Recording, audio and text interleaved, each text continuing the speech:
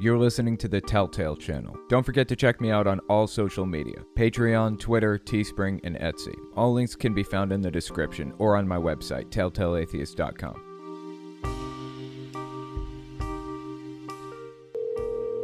Hey, this is Owen. If you're comfortable, leave your first name and state at the sound of the tiny truck backing up. Hey, Owen, this is DJ from North Carolina again. You know, when I think about the times that I spent in church and everything as a Christian, there's a lot of stuff that maybe it wasn't super harmful, but it was just very cringe. I was wondering if you had any interesting stories about things that you have said and done that were just very cringe. Yeah, I appreciate that. I think the cringiest shit that ever happened in my young life was probably the things that my mom did, and not things that I did necessarily. My mom used to be the person, the Jehovah's Witness, who would, she'd give answers at the meetings, because they have a segment, like a question and answer segment, where they read a piece of propaganda to you, then they ask the audience a question, and the audience raises their hand and regurgitates, basically, what they just heard from that propaganda piece, to affirm exactly what they're trying to cement in your mind. So anyways, my mom would be the one that would give 2-3 minute long answers that were entirely too personal, like way too fucking personal. She also actually asked, there was a woman that was studying at the Kingdom Hall, like trying to become a Jehovah's Witness, you know? And my mom asked her how far along she was, and she was not pregnant.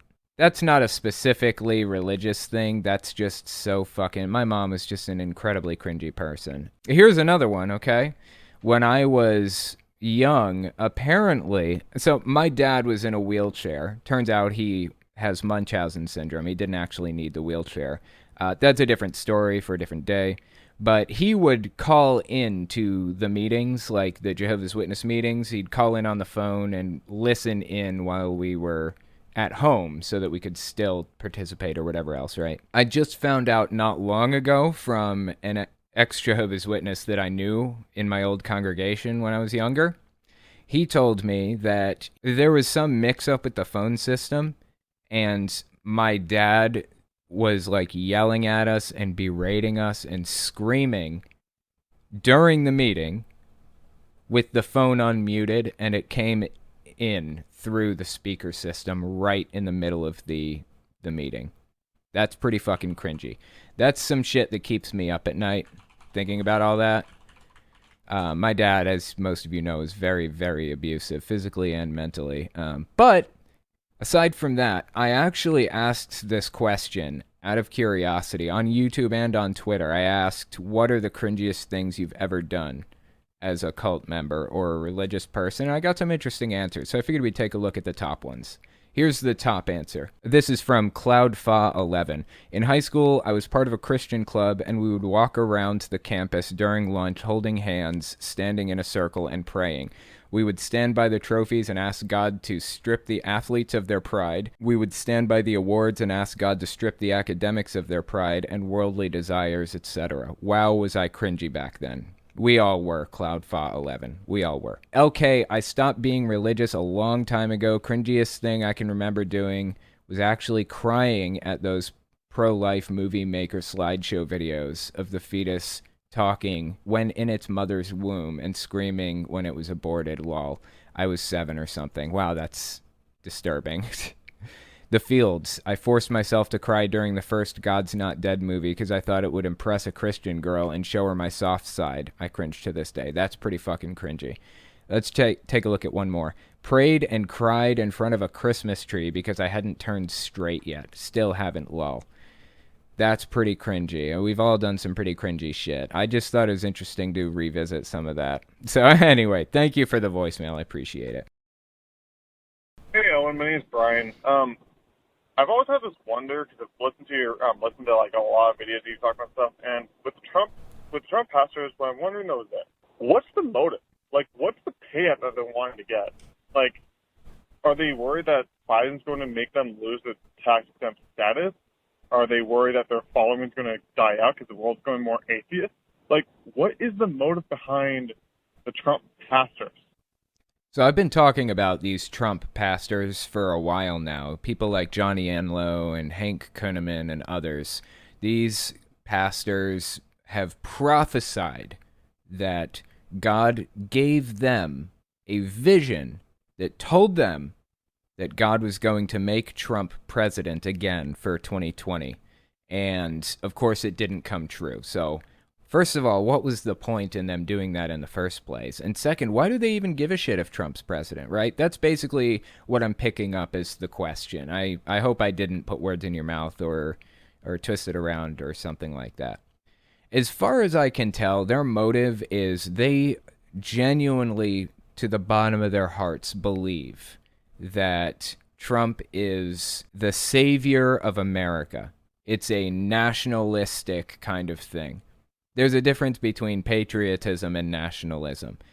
With patriotism, you take pride in your country, and it can go way over the top, absolutely. With nationalism, not only do you take pride in your country, but you believe that it is the best, and it can't be criticized, and every other country fucking sucks. So these pastors have this hyper-nationalistic identity, this nationalist idea of Trump and the country and everything else, this right-wing bubble that they live in. And I think that's why they do it. I think that's why they make these prophecies and are just completely obsessed with Trump. I don't think that they genuinely fear that Biden is going to take their tax-exempt status. I think they fearmonger with that. They try to scare the shit out of people to keep them coming to church, keep them donating, and keep them believing.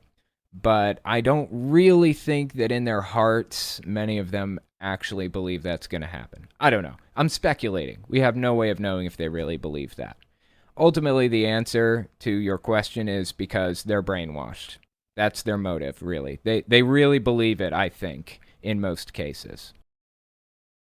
How often do atheist Jehovah's Witnesses go back into the religion, especially if they were 100% atheist and weren't halfway out of the faith? Interesting question. I think, for me, atheism is a one-way street. It's like once the wool is pulled away from your eyes, you realize how absolutely, completely fucking ridiculous the whole thing is. Not just with Jehovah's Witnesses, not just with Mormonism, not just with extreme cults. The whole premise from the start. Like, come on. You're trying to convince me that one guy and his family built a gigantic fucking boat before nails existed and got every single animal in the world, from the North Pole, from the South Pole, from Australia, New Zealand, China, South America, North America, all of them. Got all of those things together, 2 of the clean, 7 of the unclean from one section, or just 2 of each from another, and loaded them all onto a boat and sailed for a year. The whole thing is completely absurd from beginning to end, and it's a one-way street for me. Like, now that I see how completely absurd it is, there's no going back, honestly, for me. So I think if you get to my point with it, like seeing how absurd it is, the number is probably 0 or damn near it. But the brainwashing does stick with you for a long time as a Jehovah's Witness. I believed it. So I left the religion when I was 18. Basically, on my 18th birthday, I got disfellowshipped, somewhere in there. And I still believed it for like 4 years afterward. Kylie was born, and she was like 3 when I finally started to realize that Jehovah's Witnesses were full of shit. Their brainwashing gets in deep. So I would say, if we're just talking how many Jehovah's Witnesses come back, I would say reasonably high number, actually. Non-zero number. I would say maybe 30 to 40%. I'm just guessing. That's not an accurate statistic, so take it with a grain of salt. As far as people who have come along in their journey as far as I have, atheist Jehovah's Witnesses, I would say it's a very fucking tiny number. I can't imagine anybody getting to my point and then going back to Jehovah's Witnesses. That seems very improbable to me. Back when I was a Christian, they said it was only 40 days. It's still stupid, though. Yes, it did. I remember that part. It said that it rained for 40 days and 40 nights, but they stayed in the ark for 1 year. Lucifer LaFleur, I was an atheist going back to the Kingdom Hall, so my friends and family would talk to me. That's a statistic you got to think about. Interesting. Yeah, that's true. That's a good point. I'm sure there are a lot of people who go back to the Kingdom Hall and get reinstated just so that their friends and family will talk to them, and then they just kind of fade away. I did consider doing that at one point, but I realized that if I did do that, I couldn't get away with complaining that my mom is trying to brainwash Kylie. So I decided not to do it because I didn't want my mom to have the opportunity to brainwash her, basically. Just different life situation, you know. Birdie Gamer Studios, do you think your fallout with the teacher in West Virginia was all for nothing? No, I don't. Absolutely not.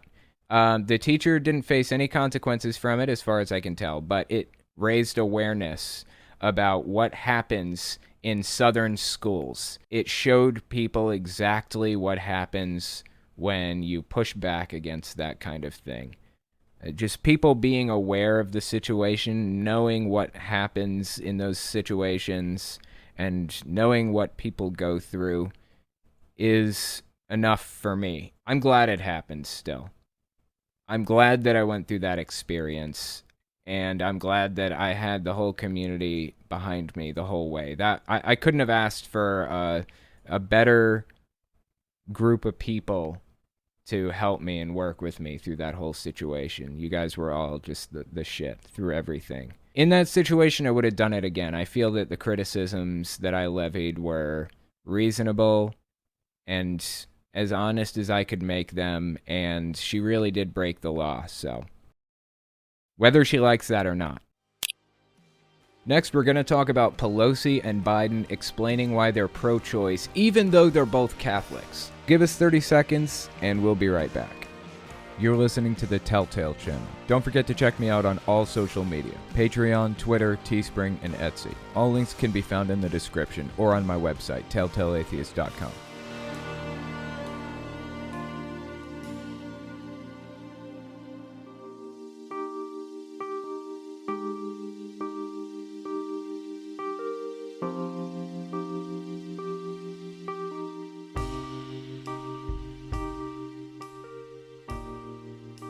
The next article I wanted to talk about is titled, Pelosi, I'm a Devout Catholic, but that doesn't dictate abortion policy. This is written by Hemet Mehta on the Friendly Atheist website, so let's give it a read and see what it says. Since 1976, the Hyde Amendment has prohibited Congress from using federal funds to pay for abortions, with few exceptions, a move that has directly impacted women who can't afford other options. But a recent draft of a spending bill approved by the House Appropriations Committee excluded the infamous amendment. If it gets signed into law, that unnecessary and cruel ban would be repealed. During her weekly press conference yesterday, House Speaker Nancy Pelosi defended the move while invoking her Catholic faith in the process. I actually have the clip, and there's another clip I pulled from Biden about his Catholic faith. So I wanted to give these a watch and see exactly what was being said. Speaker, there's a bill before the House that would prohibit taxpayer-funded abortion. It's been brought by Republicans 37 times for a vote on the House floor. What? What is this guy talking about? A bill that's been brought by House Republicans 37 times to prevent abortion? That's not true at all. What is this reporter talking about? I'm completely in the dark here. For a vote on the House floor, but has been blocked by Democrats. Can you explain why? That's not true. It has been blocked by Democrats? Well, it has been blocked for a vote, to allow a vote on the House floor. No, that's not true. I haven't heard a word about that. Am I missing something? The bill. But it hasn't been blocked by Democrats. Well, it hasn't been accepted. Well, we will be voting on it. It was passed in committee. We think it is the right thing to do. It is something that many of us have been concerned about for a long time as an issue of health, as an issue of fairness. So what he was talking about is something completely different. What she's talking about is what Hemant Mehta was referring to here. A recent draft of a spending bill approved by the House Appropriations Committee excluded the infamous Hyde Amendment. If it gets signed into law, that unnecessary and cruel ban would be repealed. That's what she's talking about. He's just talking nonsense. This doesn't add up at all. I don't know what he's referring to. And we'll send the bills over to the Senate. We'll see. It may be.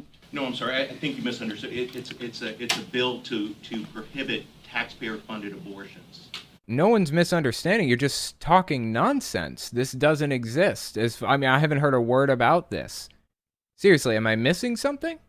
I mean, Nancy Pelosi seems to be missing something here, and she is neck deep in this world 24/7. To have money go to taxpayer-funded abortions. Well, that's in the law for Medicaid. You're talking about Medicaid. That's in the law. What we have in our bill is to overturn that. Yeah, so what he was talking about is the Hyde Amendment, and that's already part of the law. There's no need to have that. That is the law now. And the reasons why to have it overturned?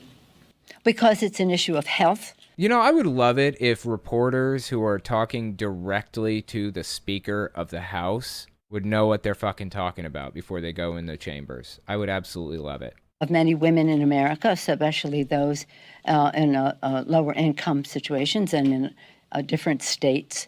And it is something that has been a priority for many of us a long time. As a devout Catholic and mother of 5 in 6 years, I feel that God blessed my husband and me with our beautiful family, 5 children, 6 years almost to the day. But that may not be what we should. It's not up to me to dictate that that's what other people should do. And it's an issue of fairness and justice for poor women in our country. Isn't that fascinating? So her reasoning here is she's Catholic. She believes that life starts at conception. That's the Catholic position, right? But she doesn't believe it's right to dictate that for everybody in the world, or for everybody in the United States. That is an honest, respectable position to me. I can't take issue with that. There are Muslims, there are Jews, and there are Christians and atheists and Hindu and every religion out there in the United States. Why would Nancy Pelosi impose her religious beliefs on people? It's wrong. It's wrong to do. And I just can't wrap my head around why anybody would see it differently. You aren't serving Catholics as a politician. You are serving the United States. You are representing a subset of the population, not only Catholics, not only Mormons, like in Mitt Romney's case. So I went digging a little bit, and I found an interesting clip from October 12th, 2012. It was a debate between Paul Ryan, the vice president nominee, Mitt Romney's guy, against Joe Biden, the vice president on Obama's side. So I figured we'd give this a watch because it's the exact same subject they're discussing here back in 2012 and see what Joe Biden had to say on the subject. I believe that life begins at conception. Those are the reasons why I'm pro-life. Now, I understand this is a difficult issue, and I respect people who don't agree with me on this, but the policy of a Romney administration will be to oppose abortion. Okay, so he respects people who disagree with him on that. To me, imposing it on them politically is not showing respect for them. I just want to put that on record right now. You show respect for people who have different beliefs than you by not forcing it down their throat. Let's listen to Joe Biden's half of the debate now. That one was Paul Ryan. Religion defines who I am. And I've been a practicing Catholic my whole life. With regard to abortion, I accept my church's position on abortion as what we call de fide doctrine. Life begins at conception. That's the church's judgment. I accept it in my personal life. But I refuse to impose it on equally devout Christians and Muslims and Jews. And I just refuse to impose that on others, unlike my friend here, the congressman. I do not believe that that we have a right to tell other people that women they can't control their body. It's a decision between them and their doctor. In my view, in the Supreme Court, I'm not going to interfere with that. Isn't that fascinating? So the guy found a way to show respect for people of different religions. This is fundamentally the problem with the mainstream Republican Party today, dating all the way back to the Obama years. They believe that they're the most important and the most correct no matter what. And they're going to force their decisions and their beliefs down your throat at any cost. Paul Ryan believes that it would be best if everybody lived by his principles in the United States, instead of letting them decide for themselves. Joe Biden took the respectable position, though he disagrees with people who believe in abortion. He respects their right to make those decisions. And FYI, I'm not pro-choice, I'm pro-abortion. I believe that there is nothing wrong with it. It's perfectly okay to do, and it shouldn't be stigmatized the way it is. Anyway, let's keep reading this article by Hemant Mehta. This is Hemant Mehta speaking here.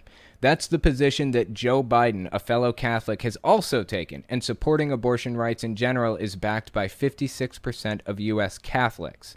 So there's nothing unusual about that stance. Pelosi is saying she's Catholic. She was blessed with a large, wanted family.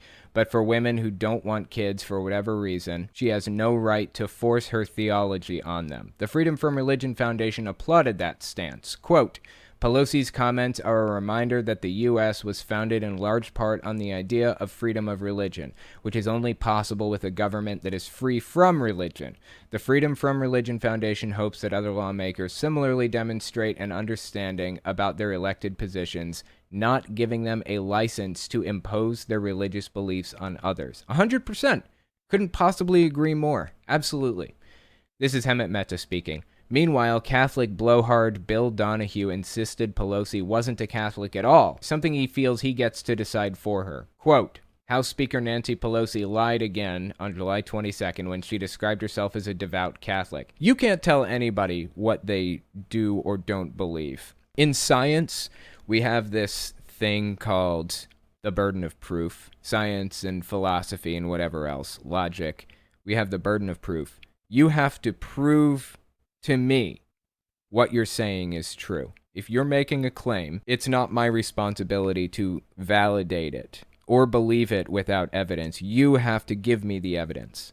In psychology and things like this, it's reversed. When somebody is claiming they are a Catholic or whatever else, the default position is what they said. You aren't in their head. You don't know what they think or feel or believe. You have to take people at their word. Nancy Pelosi believes in Catholicism. She goes to Mass and takes communion and all of that other shit the Catholics do. I don't fucking know what they do. She's a Catholic. If she believes it, that's what she is. The only exception to those rules are with cults, though. Because for example, with Jehovah's Witnesses, you can claim that you're a Jehovah's Witness, but unless that specific organization accepts you as one of them, you aren't. Because it's such a completely, perfectly unified structure with a central hierarchy that imposes rules and beliefs on people. If Jehovah's Witnesses say you are not a Jehovah's Witness anymore, you can say you believe in the Jehovah's Witness ideology and belief system, but you can't claim that you are a Jehovah's Witness.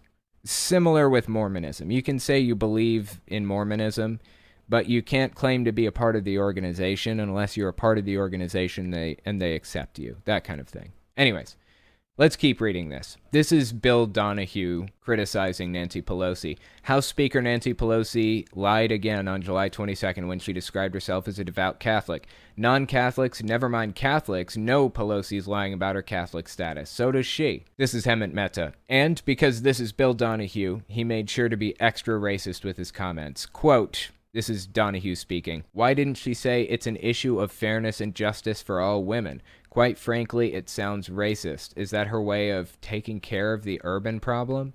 After all, population control of African Americans is what galvanized Margaret Sanger to found Planned Parenthood. Isn't it fascinating that their minds always go there? Like, the subject was nothing about that, had nothing to do with this. And somehow, his mind went there. It makes you wonder where his head is at, when his head always when it always revolves around this. This is Hemant Mehta speaking again. Because poor women and women of color are disproportionately impacted by the Hyde Amendment. Donahue doesn't know these things, so he just projects his own bigotry on other people. Whatever you think of her religious beliefs, she's taking the right position on this issue. Her personal beliefs are irrelevant, and getting rid of this amendment is good public policy. If only all religious politicians took similar stances. It's an embarrassment that people continue to attack others for their religious beliefs. We saw something similar with Knothead. You guys remember him from TikTok? He was the pastor who was unhappy with the fact that Christians had this massive fucking persecution complex when being Christian becomes illegal. Stop it! This guy actually straight up got attacked by Christian extremists who believe that he was wrong to criticize people like this. This is the same kind of shit we're seeing here. It's Christian ISIS attacking people for completely absurd reasons. Just like I was attacked in West Virginia. Same shit. It's ridiculous and it's wrong. Next, we're going to talk about the leader of the Proud Boys pleading guilty to charges against him. Give us 30 seconds, and we'll be right back. You're listening to the Telltale Channel. Don't forget to check me out on all social media. Patreon, Twitter, Teespring, and Etsy. All links can be found in the description or on my website, telltaleatheist.com.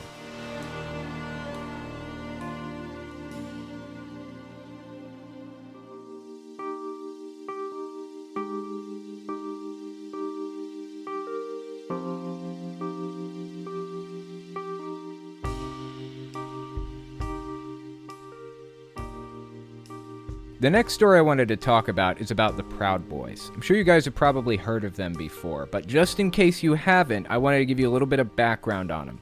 The story I wanted to address is titled Proud Boys leader Enrique Tarrio pleads guilty to burning Black Lives Matter sign and related firearms charge. But leading up to that, I wanted to tell you guys who the Proud Boys are.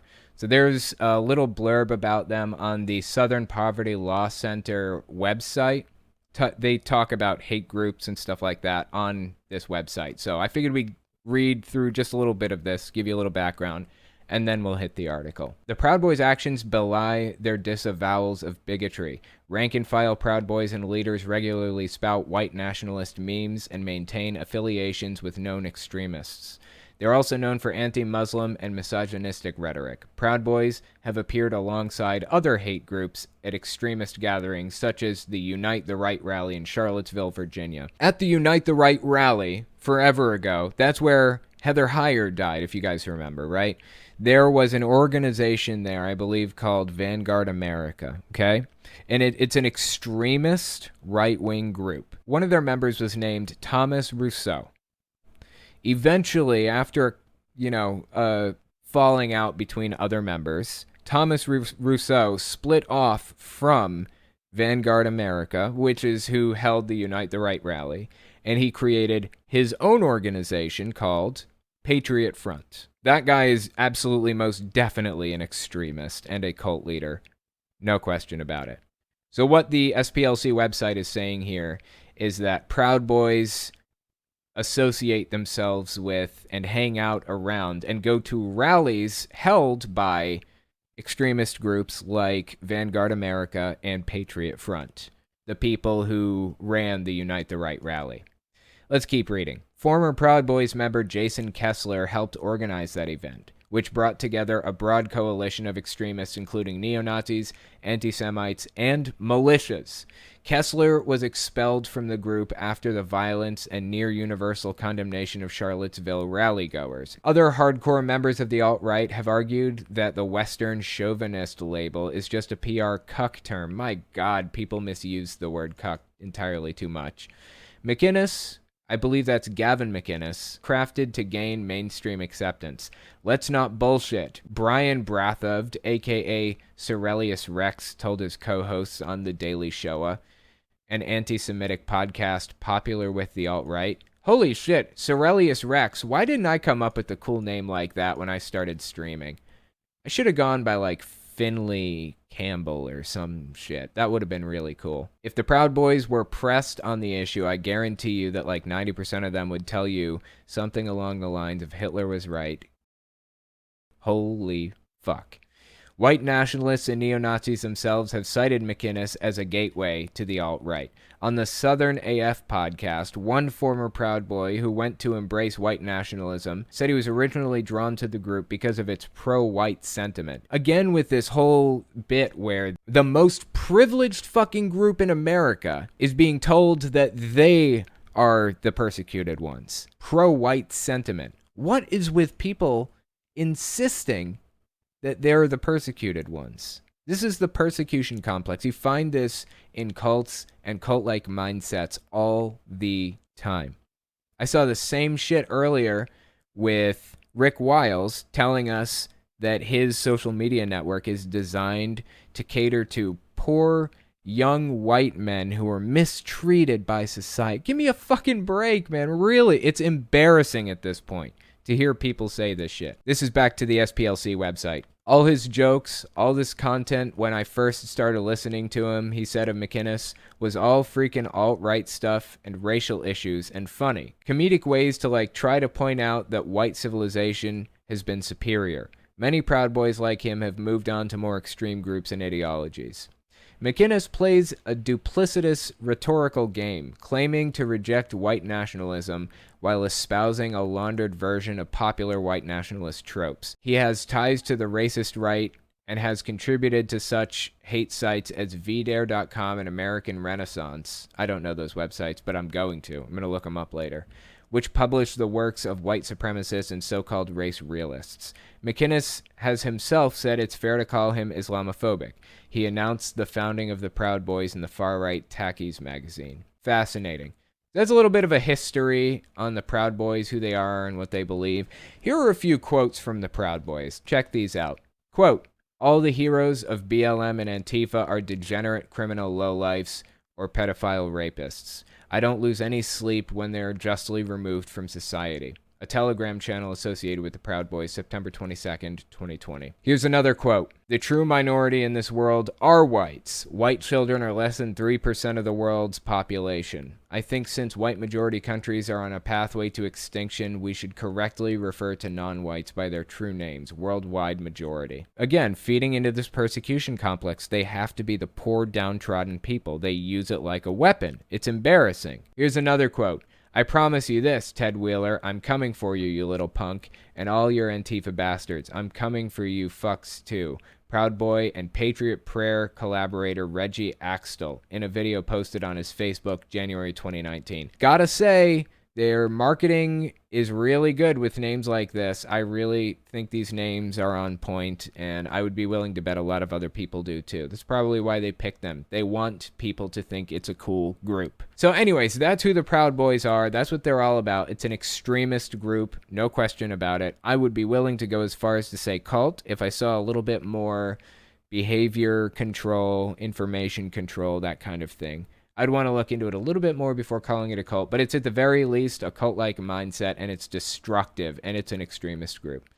So let's check out this article by Right Wing Watch and see what it has to say. The title is Proud Boys leader Enrique Tarrio pleads guilty to burning a BLM sign and related firearms charge. This is written on July 19th by Kristen Dorer. Henry Enrique Tarrio, the 37-year-old leader of the far-right Proud Boys hate group, pleaded guilty Monday to 2 charges stemming from the burning of a Black Lives Matter banner. So right there, before we continue, just want to say, people should be allowed to burn anything they want, right? I'm sure that we all agree with this. I want the right to be able to burn the American flag. If I want to, that's freedom of speech. And that means by the transitive property or whatever the fuck, he should be allowed to burn the BLM flag. Except That's not all there was to the story. Let's read the rest of this sentence. From the burning of a Black Lives Matter banner stolen from a black church in Washington, D.C. this winter. It was stolen property. The guy stole a flag and burned it. What the fuck is wrong with him? Really? What was he thinking? Do you think he was just going to get away with this? Most likely. I think he probably did believe he would get away with this. I'm surprised he didn't, honestly. Let's keep reading. In the Superior Court of the District of Columbia, Tarrio pleaded guilty to destroying the banner as well as one count of attempted possession of a large-capacity ammunition-feeding device, the Department of Justice announced Monday. That's fucking disturbing. On December 12th, 2020, the same day as two massive pro-Trump rallies featuring extremist speakers, members of the Proud Boys descended on the nation's capital and, as night fell, engaged in violent skirmishes with counter-protesters. December 12th, 2020. That was 2 days before Trump believed that he was going to be vindicated in the election. So if you guys remember, there were like a number of days that Trump had listed out leading up to inauguration. He believed that December 14th was one of the days where he would be vindicated, if you will, and he would become president again. I think that's because that's when all of the states were self-certifying. And then January 6th was the other date that he was waiting for, because that's when Mike Pence was overseeing the committee where all of the states validated the votes or whatever. So those were kind of the two big dates Trump was waiting for. So 2 days before one of them, on December 12th, there were violent skirmishes taking place with counter-protesters in Washington, D.C. Let's keep reading. That same evening, unidentified Proud Boys members stole from Asbury United Methodist Church, the oldest black church in the city, a banner emblazoned with the hashtag Black Lives Matter, carrying it some blocks before taking out their lighters and lighting it on fire. 3 other D.C. black churches were vandalized that night. Why do people hate the idea that Black Lives Matter? I honestly do not fucking get it. Like, you can dislike the organization or have disagreements with the founders of it or whatever, but it's not just an organization. It's a movement. It's an idea that black people are mistreated in America. Every time we capture on video somebody being mistreated, this term comes back up, like especially with the George Floyd situation. Why are people so obsessed with fucking hating a movement that is fighting for equality? I honestly do not get it. Let's keep reading. That same evening, unidentified Proud Boys members stole from Asbury United Methodist Church, the oldest black church in the city, a banner emblazoned with the hashtag Black Lives Matter, carrying it some blocks before taking out their lighters and lighting it on fire. 3 other D.C. black churches were vandalized that night. Tarrio was one of those individuals responsible, as seen in his postings on social media, in which he admitted to burning the banner in one post on Parler. Tarrio shared an image of himself holding a lighter in front of the banner. A warrant was put out for his arrest. What was he thinking? You know what he was thinking? He was thinking he was going to get away with it because people like this often do. When Tarrio, who lives in Miami, returned to D.C. on January 4th, 2021 to participate in another pro-Trump rally meant to delegitimize the election of Joe Biden, he was arrested for the destruction of the banner. Beautiful. Police officers also found the hate group leader in possession of 2 high-capacity firearm magazines bearing the Proud Boys insignia. Tarrio told law enforcement officers that he had brought the magazines to deliver them to a customer who was also going to be in Washington, D.C. Okay, well, they're still illegal to own, so I'm not sure why he thought that was a good solution to the problem. Try to get himself out of it. With his arrest, Tarrio was ordered to stay away from the nation's capital except for his hearings, leaving him sidelined during the violent storming of the U.S. Capitol, violence that Proud Boys members took part in. Tarrio could face a maximum sentence of 180 days in jail and up to a $1,000 fine for each count, while he awaits sentencing before Judge Harold C. Cushenberry Jr.? Wow, what a name. That's a badass name. Scheduled for August 23rd, Tarrio must remain out of the city. Fascinating. I've never heard of a case in which the person was banned from being in a city unless they were going to their court dates. In this situation, I think it's perfectly right and just that he's told to stay away, because he really caused damage in the riots leading up to January 6th. He caused a lot of damage. I'm just kind of glad that he's actually facing some kind of justice. I wish that they could have given him a longer sentence and a bigger fine than that, but we are where we are, I guess. This is back to the article. As my colleague Kareem Zidane reported, the Proud Boys have had a rough few months since Tarrio's arrest.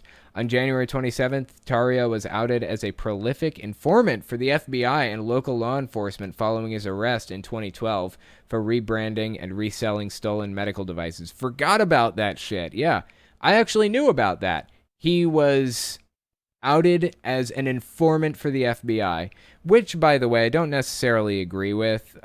If he's an informant for the FBI, then they should keep his identity private for his safety, it seems to me, right? I wonder how he was outed, but it doesn't seem right to me that he was outed for that. If he's cooperating, then he should be, then that shouldn't be fair game. Like, that shouldn't be part of the discussion, in my opinion. But again, I don't know all of the details surrounding the situation, so maybe I could have my mind changed. Right Wing Watch reported then, in the aftermath of the January 6th Capitol insurrection, the far-right neo-fascist hate group has seen several of its chapters declare autonomy, its organization labeled a terrorist entity in Canada, and a handful of its key members arrested for their role in the Capitol siege. I'm glad people are getting arrested for their role in the Capitol siege, but the fact that it exists at all, and the level of extremeness among the members is fucking disturbing. You guys remember a while back, Gretchen Whitmer, there was like this kidnapping plot against her, and there were a bunch of people from a group called the 3 Percenters who were trying to take her out. The leader of the 3 Percenters was orchestrating this whole thing and was one of the members who was arrested for this, the leader of the 3 Percenters. Just like the Proud Boys leader, Enrique Tarrio. I'm glad the leadership seems to be getting arrested, but it's like cutting off the head of a hydra. They keep springing up. These are violent hate groups, and they need to be prosecuted to the fullest extent of the law. Next, we're going to talk about how Monsignor Jeffrey Burrow, the guy who said Joe Biden shouldn't be allowed to take communion, was caught with a gay dating app on his phone. Give us 30 seconds, and we'll be right back. You're listening to the Telltale Channel. Don't forget to check me out on all social media: Patreon, Twitter, Teespring, and Etsy. All links can be found in the description or on my website, telltaleatheist.com.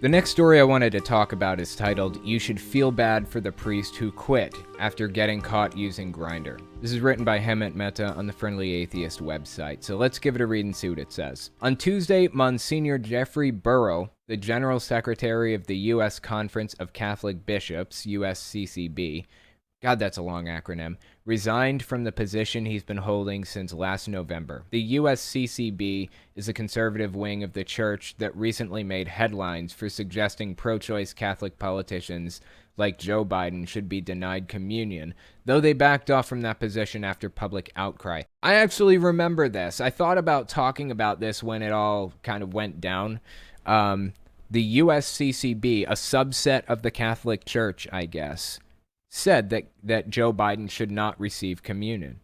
How batshit crazy is this? Seriously. Let's keep reading. Burrow, below, wasn't accused of any crimes. There were no allegations of child sex abuse or anything like that.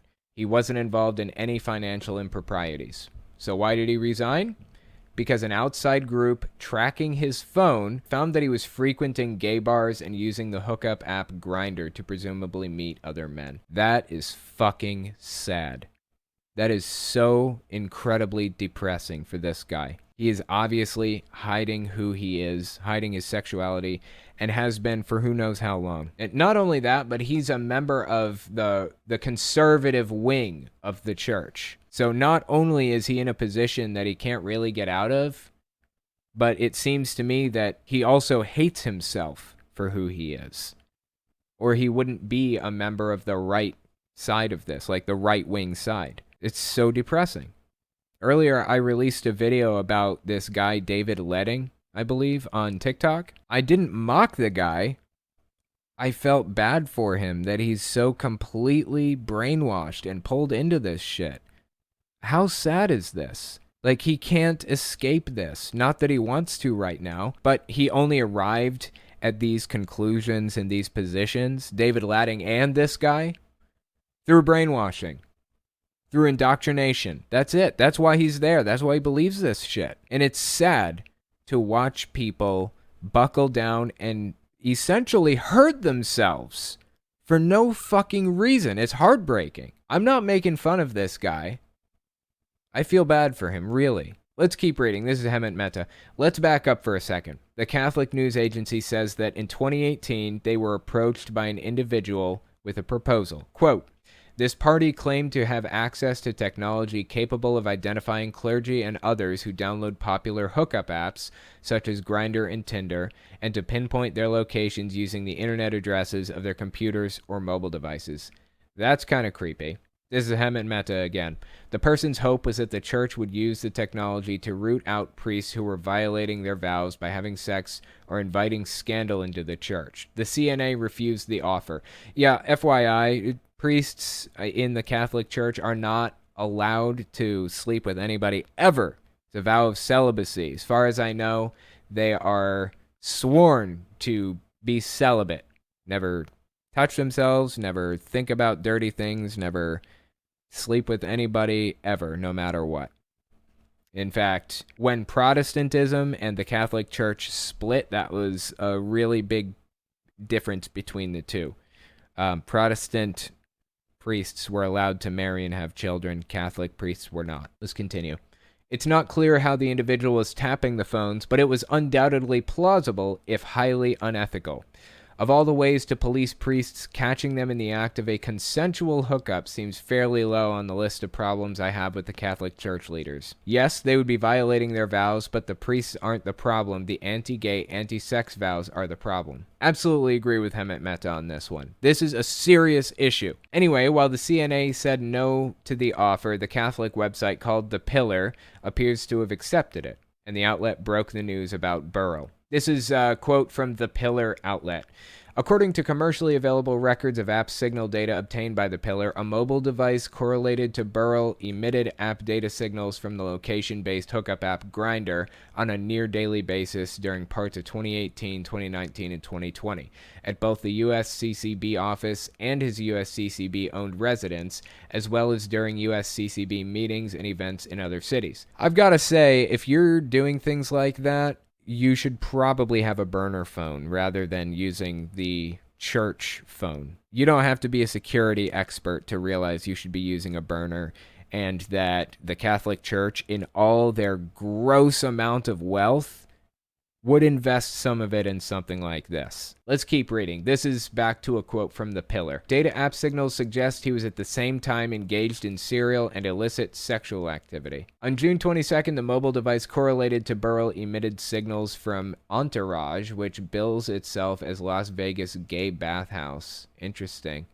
The data was obtained from a data vendor and authenticated by an independent data consulting firm contracted by The Pillar. This is so fucking sad, man. I feel so bad for this guy.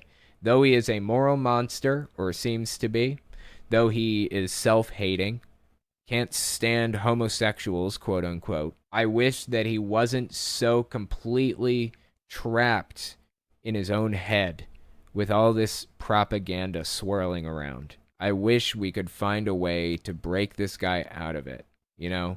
Break him out of this destructive fucking mindset and belief system. Let's keep reading. This is Hemant Mehta. The Pillar contacted the USCCB about the data last week, giving them time to respond. Before the website received any answers, though, the USCCB announced Burrell's resignation. Damn.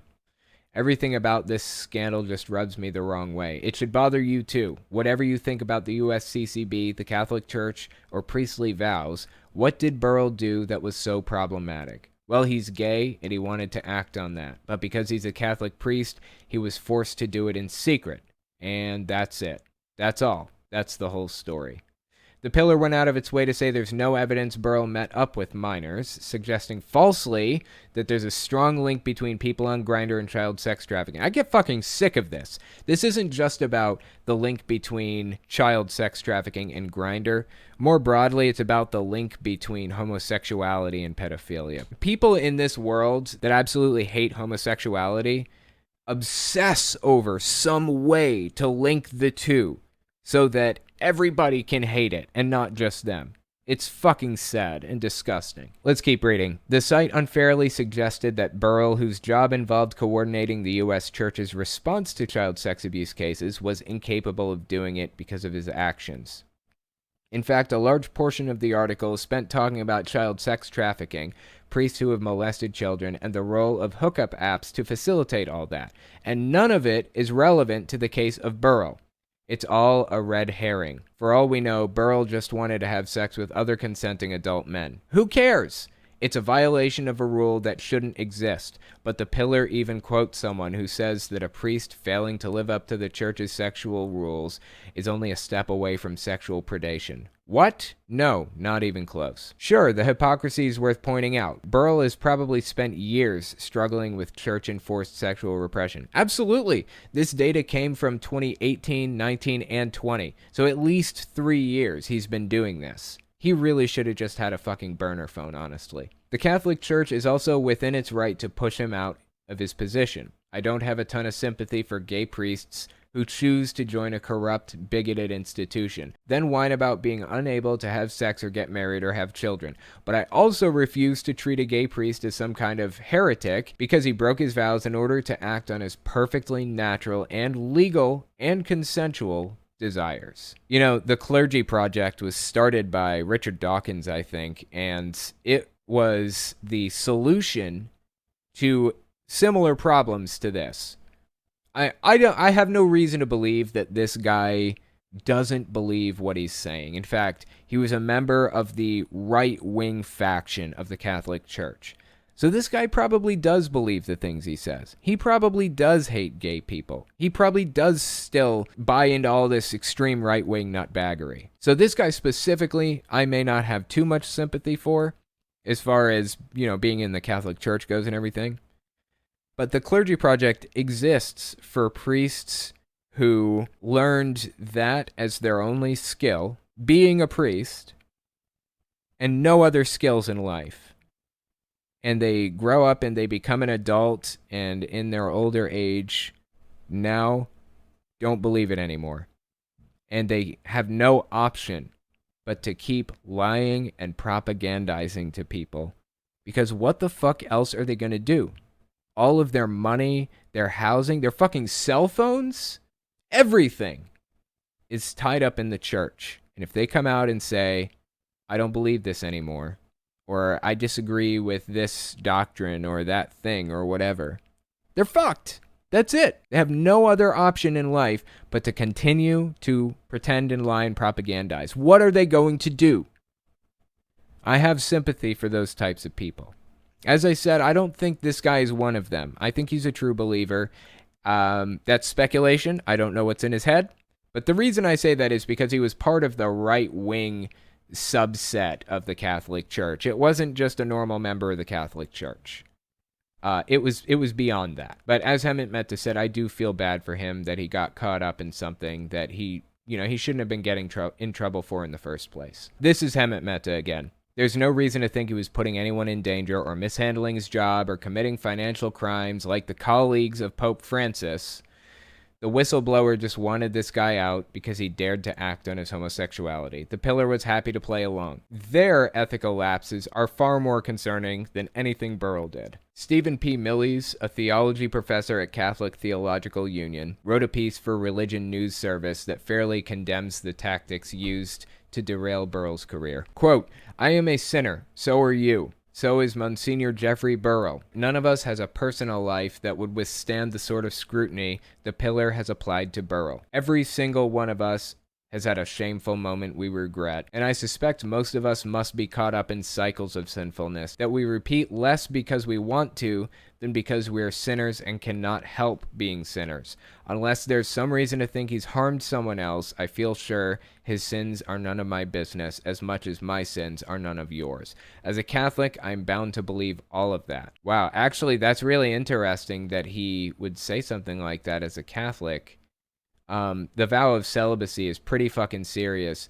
You can't really move up in the church hierarchy, for example, becoming a cardinal or a pope or whatever, unless you held that celibacy vow. You know what that means? That means the pope is the world's oldest virgin. How fucking sad is that, dude? Really, how sad is that shit? This is back to Hemant Mehta. He's right on the principles. If strangers could have access to everything you were doing on your phone or in your private life, would you feel comfortable having those details exposed to the world? Priests deserve privacy too, even if that involves hypocrisy concerning the church's rule book, and especially when no one is hurt in the process. Millies also notes that buried in the Pillars story is another ethical lapse on their part. They outed Burrell without his consent. That aspect of the story is getting very little coverage. That is pretty fucking sad. The U.S. CCB's response to all this has been a textbook example of what not to say. Quote, this is from the U.S. CCB. What was shared with us did not include allegations of misconduct with minors. However, in order to avoid becoming a distraction to the operations and ongoing work of the conference, Monsignor Burrell has resigned effective immediately. The conference takes all allegations of misconduct seriously and will pursue all appropriate steps to address them. I feel so bad for this guy. And you know the worst part of this? You remembered the Catholic Church's response to the CSA, child sexual abuse? Do you remember what they did? Did those priests resign? Of course not. The Catholic Church paid to have them moved from parish to parish to protect them from prosecution. So what does the Catholic Church do when children are victims of their priests? They protect them. What do they do when a priest is living his life in consensual relationships? They force him to resign. That's fucking sad. Let's keep reading. This is Hemant Mehta again. So he didn't molest kids, but he still did something really, really bad, so we're not going to defend him. Such cowardice and homophobia. Misconduct? Are you kidding me? I freely admit he broke his own vows. I also think it's fair to criticize a gay priest for promoting a Catholic church that's done so much harm to LGBTQ people worldwide, just as it's fair to call out Republican officials who claim to support LGBTQ rights while propping up a party that works to undermine those rights. But on the spectrum of bad behavior by priests, this is a nothing burger.